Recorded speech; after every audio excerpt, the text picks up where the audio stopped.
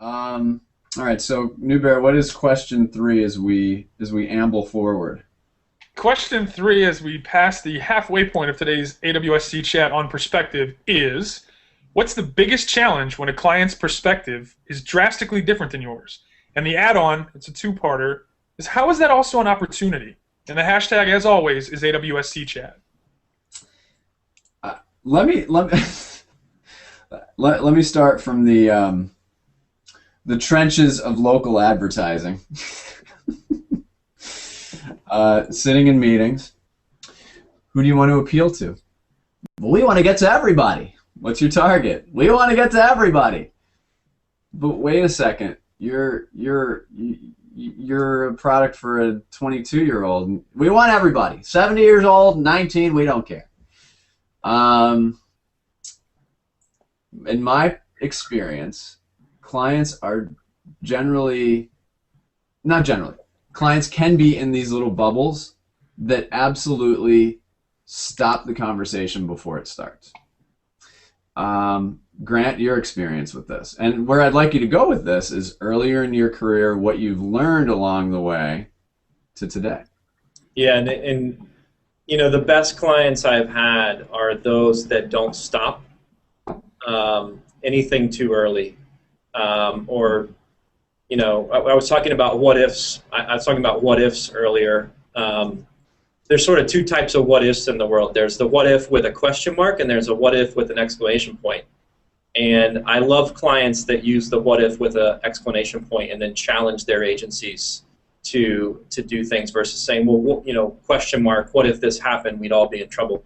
And the best clients I've had have a good dose of that what if with an exclamation point.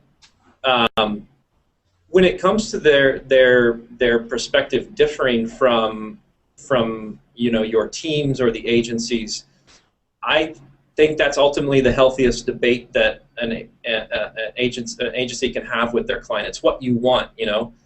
There's been a lot of people that have said, you know, an idea is not good until it makes everyone slightly uncomfortable, and I think the same goes for strategic perspective.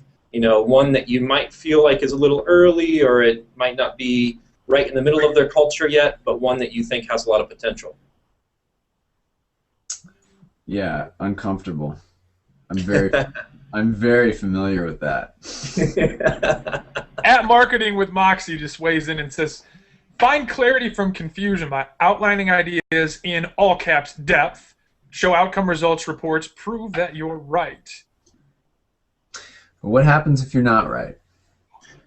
That's a great question. In my mind, there's a huge difference between trying to be right and trying to do right.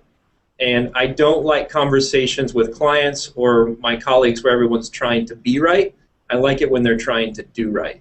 And do right by the brief, do right by the audience, do right by the culture that they're going after. So there's a fine line there, and you know, that a healthy debate is one where we're trying to do right. A painful debate is one where we're trying to be right. Mm-hmm. So we've got some great responses. Addie, exposure is a powerful tool. Finding out why they hold that view and litmus testing some communication lines may open what? may open a better strategy that you nor client could have seen. You might find a hurdle that otherwise would have sunk you. There's been some interesting feedback today. some of your questions make me want to punch Twitter over the character count limit. So we've got some people sending in some two-part No, come on, stop it. T-Bro Online, in all honesty, deciding if it is a project we think we can reflect the quality of our work and other clients. That's actually a really good, I really like that perspective. You already covered what Molly said. The litmus test that somebody mentioned, probably Eddie again. Good job, Eddie. Yeah.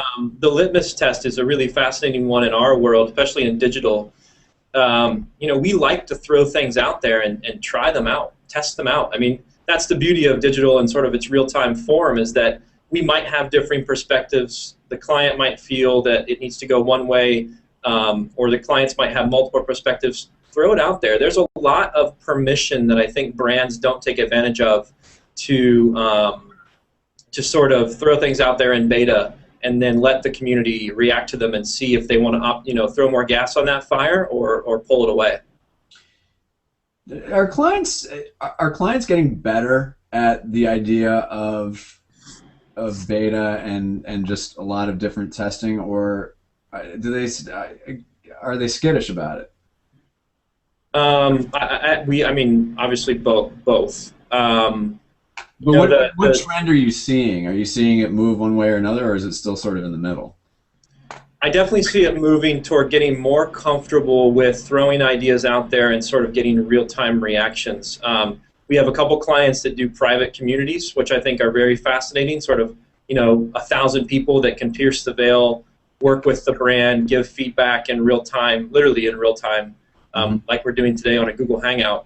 And clients are getting comfortable with that. In fact, we find some of the most senior people love it because it's the first time in a long time they've felt the chance to actually connect directly with the customer. So I see it trending, at least on our end, in a very good way toward comfort. Special recognition to Shannon Fisher, real quick, from questions. This is going back to question 2, which was... No. In the words of the wise Vanilla Ice, stop, collaborate, and listen. Absolutely. That's some sort of... That's not I didn't make a Vanilla Ice reference today, but that made my day. Well, we have an MVP, which Eddie is I think in the running for the MVP today. But that's a special AWSC chat commendation. So yep. There you go. Well, there's a couple good competitors today then. All right, that's enough. Enough of that. Sorry, yeah. I had to. Brilliant. I think I have to pay $20 in licensing on that though. Question 3 is, whether we're still going to be on for a few minutes here, is what's the biggest challenge when a client's perspective is drastically different than yours? And the addition to that question, the second half of it is, how is that also an opportunity? Grant, can you speak to, it's very easy to dig into and say the client relationship is a pain in the you-know-what because we don't agree, we can't get on the same page, here's how we figure it out. How is, in the process of figuring that out, how is that an opportunity for you to grow and to gain perspective yourself? Yeah, I mean, as a strategic person, I beg for the challenge. Basically, I beg for the debate, and then have to go find the empirical evidence, have to go find the depth, as somebody else said, to back up the hypothesis that the agency has, and that's what you want, right? I mean, a client is going to get the most out of their agency when they do it in a way that brings something that they don't have internally. That's why you bring an agency in to deliver that perspective for you. So the best clients and the best agencies respect that debate and make the most of it.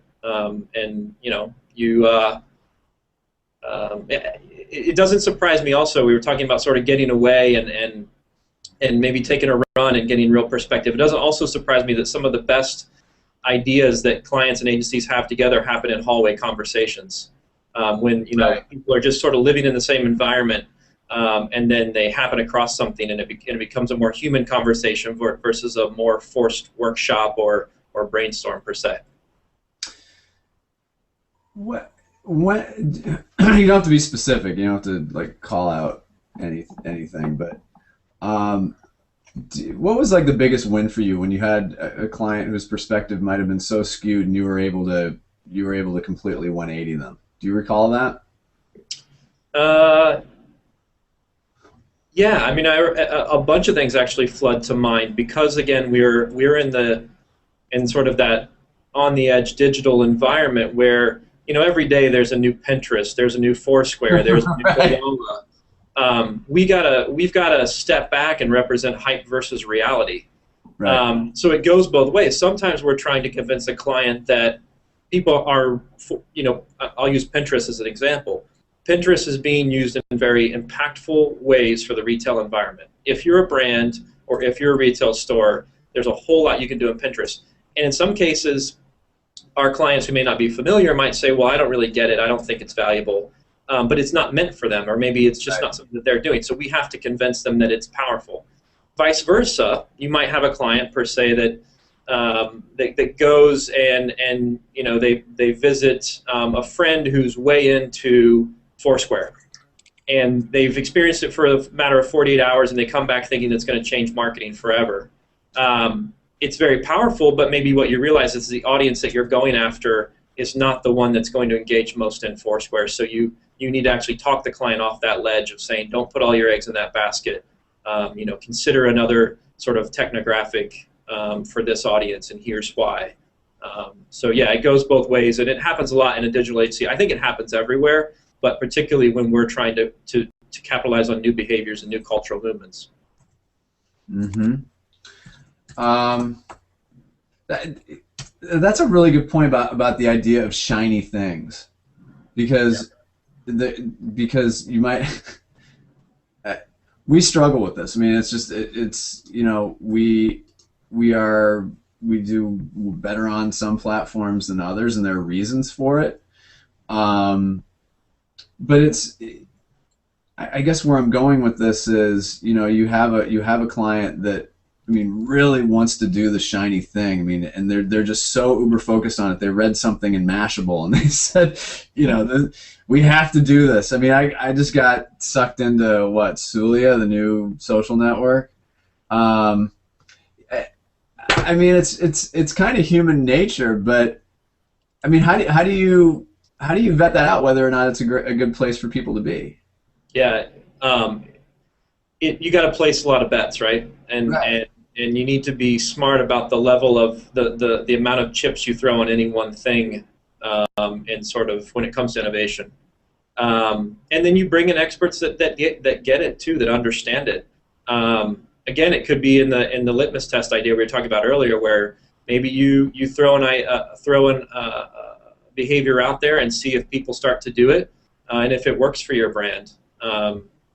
It's test and learn, I think, and you know, we can now do that in real time, which is a really fortuitous thing to have at our disposal. So we place a lot of bets, so our industry is more roulette than blackjack. I don't know if my clients would want me gambling with their money, but that's a pretty decent metaphor. I have a system. Actually, I did learn how to play craps recently, so that's another story for another hangout. I'm up $60 on Vegas in my life. There you go. Quit now, man. I'm done. I'm done. I'm not. I'm up. I'm gonna keep going. That's a dirty little secret about Zanger. A bit of a degenerate gambler, mildly, just a little bit.